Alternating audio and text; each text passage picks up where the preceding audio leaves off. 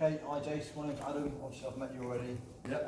I also emailed you initially before this to get your permission to help me doing this. So just reiterate while we're here what we're doing. So I'm doing a sports exercise science degree and I'm on my psychology module.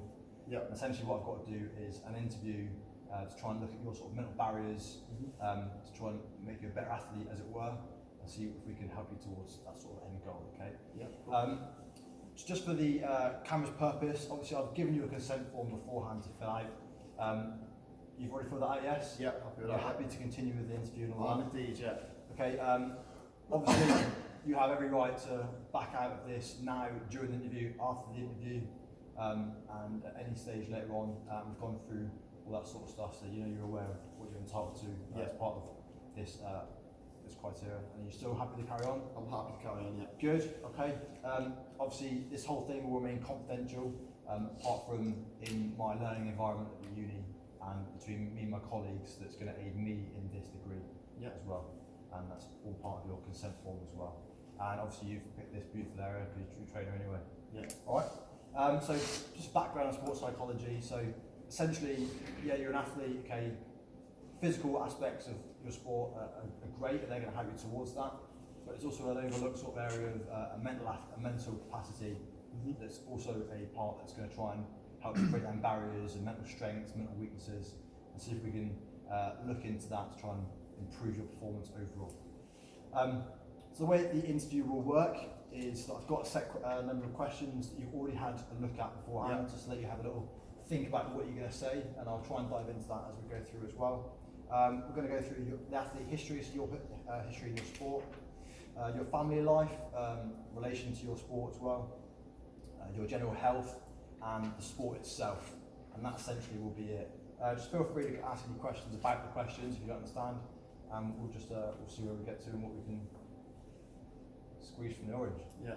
All right. Good stuff. I love it. All right. So first bit, athlete history. So how long have you been training in CrossFit? In CrossFit itself, probably about 3 years. I've been doing fitness for a few years. In general, sort of functional training. I think actually going to sort of city gyms and actually delving into CrossFit, I've probably been in it for about 3 years in total. Yeah. You sort of done before that, like knowing it and that sort of stuff? Yes, I know about it. I've not spent a lot of time doing it. I've been doing similar sort of stuff for a long time anyway, so it's quite new to me. But CrossFit itself, I think I've been doing actually for about 3 years. Okay, good. How long have you been competing in CrossFit? Competing, I've only been competing for about 12 months. Okay. So I was also going to gyms, obviously training in my own time at work.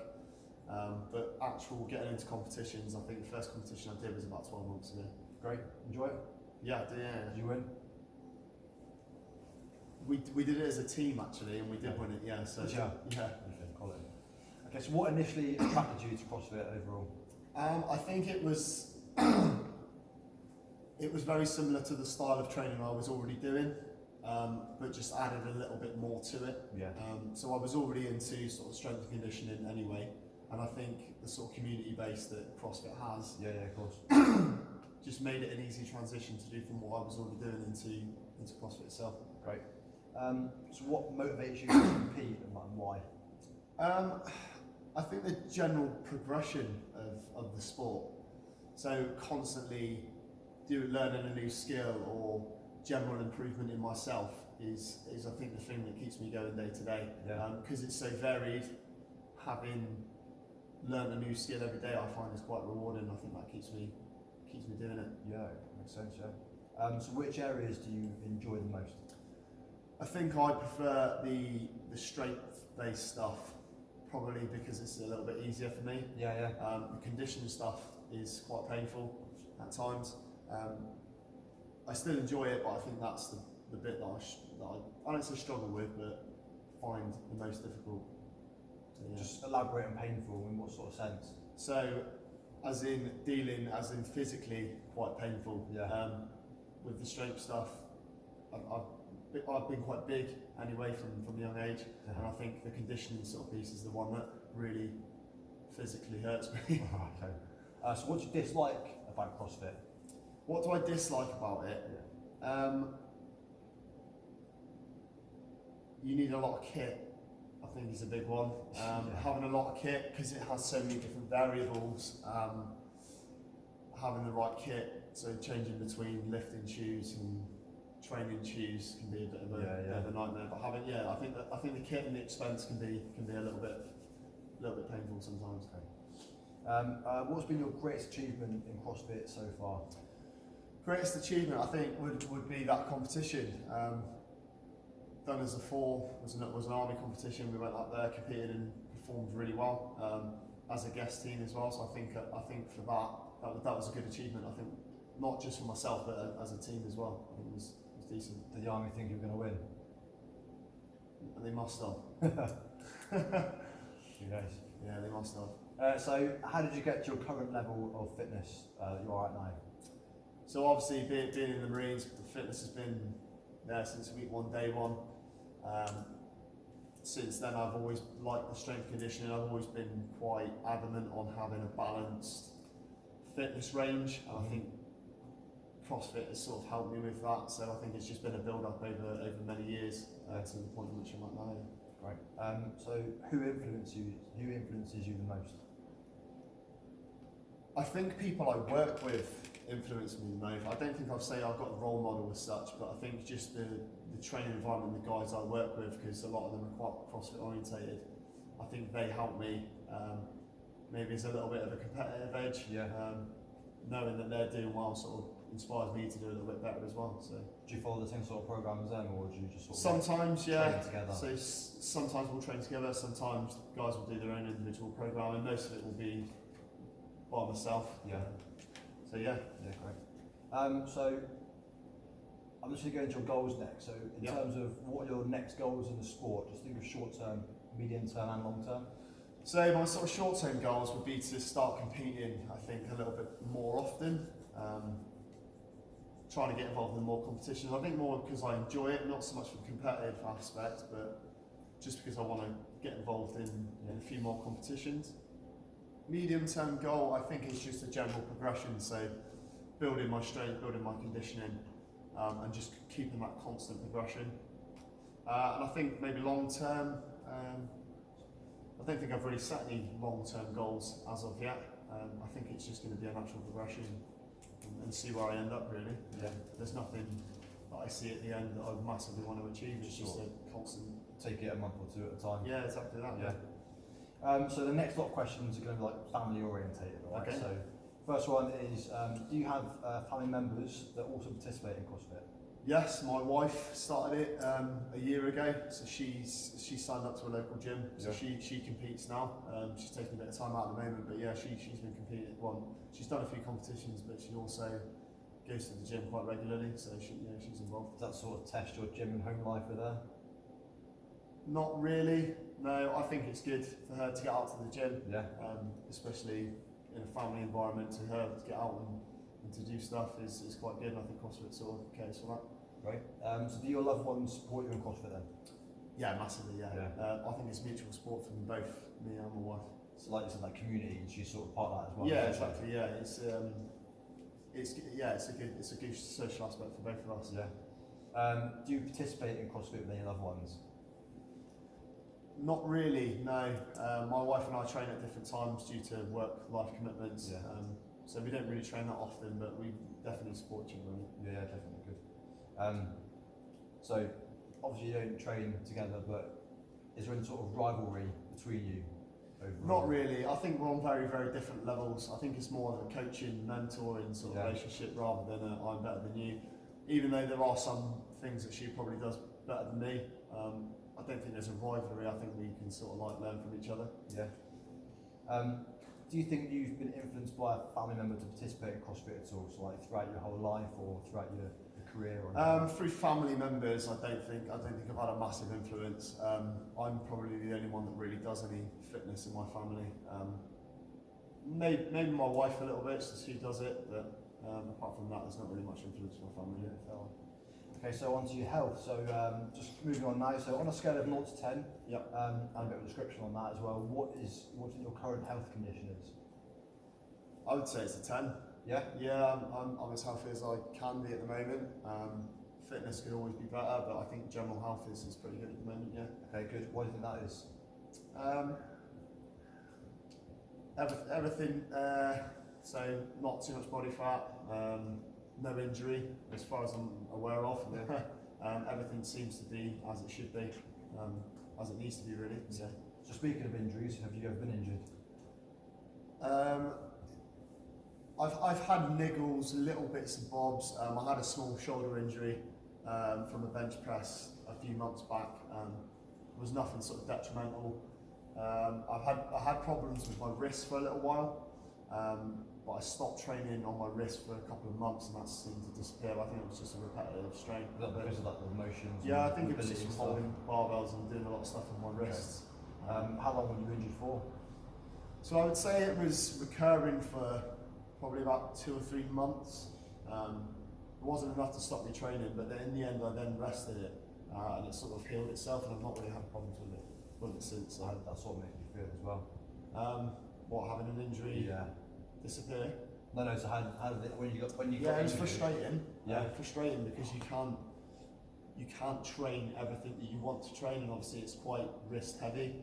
So having problems with your wrist was obviously very frustrating in the training side of it. Just broke big legs instead. Yeah, exactly that. Yeah. So if you were to pick up an injury, how would you look to getting back to full fitness? So if I was to sustain a proper injury, I would definitely have to tone down my training and sort of work around that. I think training on an injury without thinking about it can obviously make it worse. I think in long term that would make it a lot worse. So I think just being able to work through it sensibly would be the right thing. So like smart training. Yeah, so smart training. Yeah. Would that play into your goals at all, do you reckon? Like changing at all? Yeah, definitely. Depending on what the injury was, if I was trying to gain a certain skill that involved that use of that limb, that would definitely hinder that progress. Yeah, great. So does becoming injured become a part of your thought process at all? Not so much, no. I don't really think about that. I think that would play negatively on my head. I don't really think about injury. I think about injuries if I've got one, but I don't think about it if I haven't. You know what I mean? I'm thinking more towards my training rather than injuries, yeah. Okay. So if you were to become injured, yeah. we've sort of covered this already, but how would that make you feel? Yeah, like I was saying, I think frustration would be the biggest one. Yeah. And the fear of sort of missing out while everyone else is progressing, I think I would sort of hinder my my motivation a little bit. Okay. Because obviously seeing everyone out around you getting better while you're sort of hindered in that would be pretty frustrating. So then, in that case, what would motivate you to return to CrossFit after your recovery then? I suppose, seeing everyone else getting back into it and performing well would be, and like I said, that mutual support that you get from clubs and all that sort of stuff definitely would help me and motivate me to get back into it. Good. So the next category is the sport itself, and like you were doing that. So first one, which area do you find most challenging in CrossFit? There's a lot of categories that go towards it. Yeah, I don't think there's anything specific in there. I think a little bit of everything is what I find the most challenging. So I think the biggest part is trying to balance each individual aspect, so not being too strong, not that great at conditioning, to maybe not being great at gymnastics, but being better in some areas, is trying to find that balance. Good all round fitness, yeah. Great. So try and balance it. So how do you maintain your work and training relationship? It can be difficult at times. I try to get it in within work if possible. Work does take up a lot of my time, especially because it's quite fitness orientated, and it can hinder my sort of day-to-day training some days. But if I get a couple of hours free, I'll try and tailor my session to what I've been doing during that week to try and keep that balance. So how do you best prepare for a competition? Preparation, do you mean like leading up to the competition or the day of? So building up to it. Building up to the competition. So I'll try and train as hard as I can to sort of mimic the actual competition itself. So normally I'll take it quite easy, but I'll definitely ramp the training up to sort of match competition standard. Okay. Maybe a couple of weeks out from the comp itself. Okay. So specifically within CrossFit itself, is there anything that you particularly like to do? Yeah, like I was saying, I quite like the strength stuff. I think it's naturally I've naturally been stronger than I have been better at conditioning and gymnastics, so I think strength just comes easier to me. Is that more the Olympic stuff or the powerlifting stuff? Or? Yeah, so a little bit of both really. So powerlifting and Olympic lifting. Yeah. I like Olympic lifting, I like the technicality of it. Yeah. I like just picking up heavy stuff sometimes. So yeah, definitely those aspects. So being that is your favourite part, how do you feel that this helps you, like overall? I think having a strong strength base helps in CrossFit a lot. It's a lot easier to build conditioning than it is strength, so having a bigger strength base means that I can focus more on the condition stuff that needs to be done. Yeah, so what importance does training have during the week and why? yeah, massive importance. So if I take a week off like I have this week, it definitely hinders my sort of mental how do I put it? My mental sort of like preparation. If I take a week off, it makes me feel like I'm maybe lost a bit of fitness when I know I haven't. Yeah. So I think keeping it going and keeping it on the burner definitely helps me physically. Okay, so give an example of how you deal with the pressure. Deal with the pressure. So I think, are we talking about sort of how dealing with competition pressure? So any sort of pressures that you feel for that sport. Yeah. So yeah, let's go with the competition. Yeah, so I think obviously dealing with the pressure of competition is training with other people and having competitions at a lower sort of level rather than just going straight into a massive competition. So maybe training with a partner, push yourself against them, get used to competing against something. Yeah. I think that really helps, definitely. What about the pressure, say, behind you that you're putting on yourself when you're not training for that week? I think there is a lot of pressure on yourself because obviously there's so much to do. You constantly feel like if you miss a day that you're not gaining. So I think, having the pressure of discipline, I think is the biggest one for me. Are there any strategies that you use for coping with all this? Any strategies that I use? I think sometimes just sort of like making it my priority. So if I know I've got a busy day, I'll prioritise getting that done. So I'm making sure that I'm getting the stuff that I need to get done over everything else. So I think that's the sort of strategy I use, is just thinking about that more than anything else, and that helps me maintain the discipline with training. Okay, good.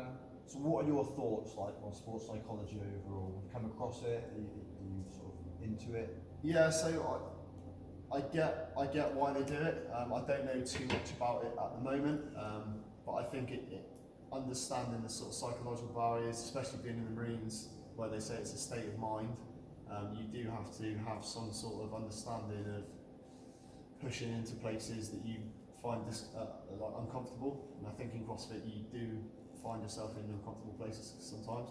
So being able to deal with that and building a resilience, I think, is important. So understanding psychology, I think, is quite important. So so what feelings do you experience before a competition? Anticipation, I think, a little bit. Definitely some nervous energy at times, and depending on what the competition is will depend on how you feel going into it, and will affect your confidence. If you're going up against people that you know are specifically quite strong, that could sometimes diminish your confidence. So does anything affect you during the competition itself?